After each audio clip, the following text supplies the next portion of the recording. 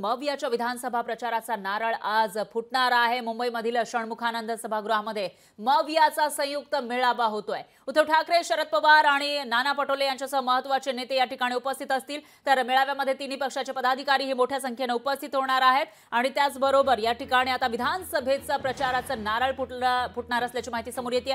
याशिवाय उद्धव ठाकरेंच्या शिवसेनेकडे या मेळाव्याचं यजमानपद आहे आणि या मेळाव्यामध्ये सुरुवातीला भाषण उद्धव ठाकरेच करणार आहेत। त्यांच्याच भाषणाने सुरुवात होईल अशी माहिती समोर येते। दरम्यान तिकडची थेट दृश्य आपल्याकडे येत आहेत। षण्मुखानंद सभागृहातली ही दृश्य आहेत। मवियाच्या मेळाव्याला अगदी काहीच क्षणांमध्ये सुरुवात होणार आहे, त्याच्या आधीची तयारी आपण या ठिकाणी बघतोय। दरम्यान उद्धव ठाकरे या मेळाव्याच्या सुरुवातीला नेमकं काय बोलणार याकडे लक्ष लागलेलं आहे। तर विधानसभेचं रणशिंग मवियाकडून फुंकलं जाणार आहे आणि आज प्रचाराचा नारळ या ठिकाणी औपचारिकपणे फोडलं जाणार असल्याची माहिती सुद्धा समोर येते। दरम्यान मवियाचं जागा वाटप अजून ठरलेला नाहीये। जागा वाटप नेमकं कसं असेल, काय फॉर्म्युला असेल याविषयी राज्यामध्ये उत्सुकता निर्माण झालेली असतानाच आता प्रचाराला आजपासून सुरुवात होतीये।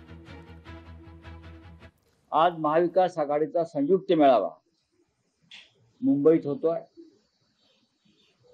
तीनही पक्षाचे प्रमुख नेते उपस्थित राहत आहेत आणि या आजच्या मेळाव्याचं यजमानपद शिवसेनेकडे आहे। त्याच्यामुळे आज उद्घाटनपर भाषण आजच्या मेळाव्याचं हे माननीय शिवसेना पक्षप्रमुख उद्धव ठाकरे बरोबर 11 वाजता सुरू करतील। पहिलं मार्गदर्शन उद्धव ठाकरेंचं होईल आणि त्यानंतर इतर सगळे प्रमुख नेते हे मेळाव्याला मार्गदर्शन करतील।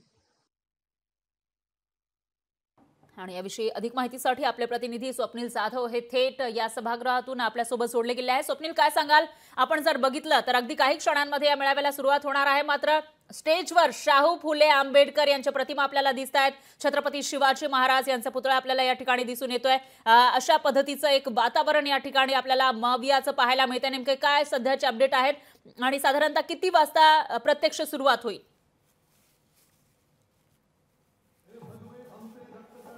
महाविकास आघाडीचा प्रचाराचा नारळ आज फुटणार आहे। षण्मुखानंद येथे आपण बघतोय मोठ्या प्रमाणात गर्दी झालेली आहे। महाविकास आघाडीचे नेते काही वेळातच या ठिकाणी दाखल होतील। अवघ्या अर्धा ते पाऊण तासामध्ये हा मेळावा आहे महाविकास आघाडीचा तो सुरू होणार आहे, कारण जो हॉल आहे तो आता भरण्यास सुरुवात झालेली आहे।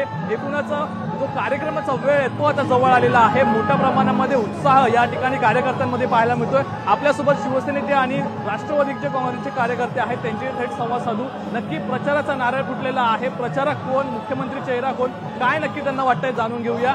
प्रचाराचा नारळ आज फुटलेला आहे, काय वाटतं तुम्हाला? किती जागा या राष्ट्रवादी काँग्रेसने लढवल्या पाहिजेत महाविकास आघाडीमध्ये? महाराष्ट्रामध्ये या महाविकास आघाडीमध्ये राष्ट्रवादी किती लढवेल, शिवसेना किती लढवेल आणि याचबरोबर काँग्रेस किती लढवेल यापेक्षा फार महत्वाचं आहे की हे जे गद्दार गेले होते महाराष्ट्रातनं त्यांना गाडणार कोण करून। आणि त्यासाठी ही लढाई महाराष्ट्राच्या अस्मितेची लढाई आहे। शरद पवारांशी केलेली गद्दारी ही महाराष्ट्राशी केलेली गद्दारी आहे, महाराष्ट्राच्या अस्मितेबरोबर केलेली गद्दारी आहे, छत्रपती शिवरायांच्या स्वराज्याबरोबर केलेली गद्दारी आहे। आणि या गद्दारांना त्यांनी उद्धव साहेबांसोबत गद्दारी केली, त्यांना आम्ही गाडणारच। आणि म्हणूनच कोणाला किती सीट मिळणार यापेक्षा कोण कोणाला गाडणार हे आता महत्त्वाचं झालेलं आहे। की काय तुमचं म्हणणं आहे? आज प्रचाराचा नारळ फुटलेला आहे, किती जागा लढवायच्या आहेत? शिवसेनेने किती लढवल्या पाहिजे त्यामध्ये जागा? बघा, कोणी किती सीट लढवायला पाहिजे यापेक्षा महत्वाचं हे जे महाराष्ट्र द्वेषी आणि महाराष्ट्राला खड्ड्यात घालणारं जे सरकार आहे यांना कायमचं इथून हद्दपार करण्यासाठी सगळे महाराष्ट्र प्रेमी जनता इथे एकत्र आलेली आहे आणि महाराष्ट्र प्रेमी जनता एकत्र येऊन हा जो काय लढा आम्ही लढणार आहोत। त्यामुळे सीट कोणाला किती मिळतात हा प्रश्न गौण आहे। महत्वाचं काय तर येणाऱ्या काळामध्ये महाराष्ट्राला आधार देण्यासाठी आणि महाराष्ट्राचं गतवैभव परत आणण्यासाठी आम्ही सगळे एकत्र येऊन लढणार आहोत आणि यांना गद्दारांना आम्ही कायमचे गाडणार आहोत। नारळ आज खरं तर फुटलेला आहे। कोणकोणते मुद्दे महत्वाचे आहेत? पदाधिकाऱ्यांमध्ये संगनमत आहे का, एकमत आहे का? आमच्या महाविकास आघाडीच्या प्रत्येक पदाधिकाऱ्यांमध्ये संगनमत आणि एकमत आहे। आमचं फक्त एवढंच मोठं आहे की या ज्या गद्दारी करून जे महाराष्ट्रावरती जो अन्याय करतायत त्यांना गाडून महाराष्ट्राच्या जनतेला कसा न्याय देता येईल याच्यासाठी आम्ही लढतोय आणि आम्ही लढून त्यांना गाडल्याशिवाय राहणार नाही। त्यांना गाडून आम्ही आपली महाविकास आघाडी सत्ता निवडून आणणार आणि महाराष्ट्राच्या जनतेला जो न्याय अपेक्षित न्याय आहे तो न्याय आम्ही देण्याचा पूर्ण प्रयत्न करणार। आणि काँग्रेसकडून प्रचार प्रमुख म्हणून उद्धव ठाकरे यांच्या चेहऱ्याला पसंती दिलेली आहे. राष्ट्रवादी काँग्रेसचे तुम्ही पदाधिकारी आहात, काय नक्की तुमची भूमिका आहे, तुमची मान्यता आहे का याला? आणि मुख्यमंत्री पदाचा चेहरा जरी उद्धव ठाकरे असतील तर तुमचं यावरती काय मत असेल? एक कार्यकर्ता म्हणून महाविकास आघाडीकडनं जो कुठला चेहरा दिला जाईल तो चेहरा आमच्या आत्मसन्मानाचा चेहरा असेल, तो महाराष्ट्राचा चेहरा असेल, याच्यामध्ये आमच्या मनामध्ये दुमत नाहीये. पण सांगायची गोष्ट एवढीच आहे की आज ही लढाई लढताना आम्ही नाता गोताचा विचार करणार नाही आहोत. अगदी अजित पवारांचा पराभव करायला जर ही महाविकास आघाडी लागली तरी अखंड महाविकास आघाडी अजित पवारांचा पराभव करायला आता कर्जत जामखेडमध्ये जाईल. तिथेच त्या जय पवारांचा पराभव करायला युगेंद्रला दाद द्यायला ही महाविकास आघाडी जाईल. त्यामुळे ही लढाई आता फक्त आणि फक्त महाराष्ट्राच्या आत्मसन्मानाची लढाई लढलेली आहे. महाराष्ट्राच्या आत्मसन्मानाची लढाई असेल. निर्धार हा विजयाचा या महाविकास आघाडीच्या मेळाव्यातून होणार आहे. काय नक्की तुमची प्रतिक्रिया यावर? यावेळेस 100% महाविकास आघाडीचं सरकार येणार म्हणजे येणार आणि गद्दारांना त्यांची जागा आम्ही शिवसैनिक दाखवून देणार.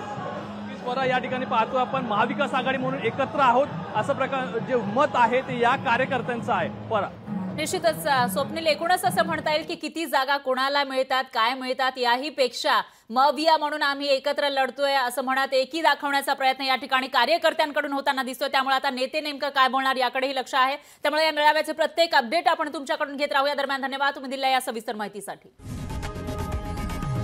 लोकशाही मराठी ऐका, पहा, जागरूक रहा.